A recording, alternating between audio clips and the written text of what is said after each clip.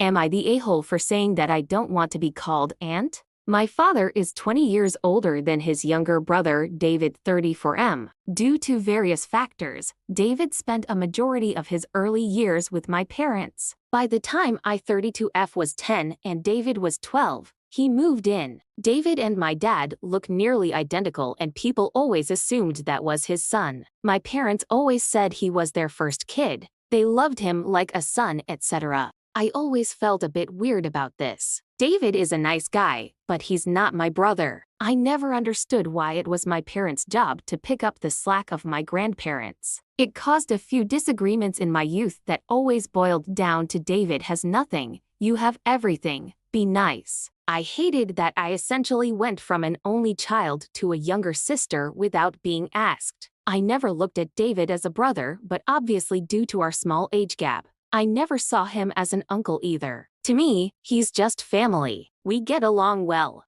David is now married with a daughter, Aria. My parents are grandma and grandpa to her. It does make me feel some sort of way that they've christened her as their first grandbaby, but I've accepted I can't control how they feel and relate themselves to David. So long as when my husband and I have kids, they're the same to them, and I know they will be, that's fine. The real issue is that David, his wife and my parents have tried making me Aunt Tabitha. I don't like it. Aria isn't my niece. I tried to just refer to myself as my first name with her, but the hint wasn't going through. As Aria is too little to speak 8 months, I plan to let it go for now. Yesterday, we were at my parents' for Christmas. Aria was being fussed over. As usual, when it came time for David and his wife to help her unwrap the gift my husband and I got her, David told Aria, "This is from Auntie Tabitha and Uncle Mike." Without thinking I said, "Just Tabitha and Mike." David gave me an odd look but went back to unwrapping.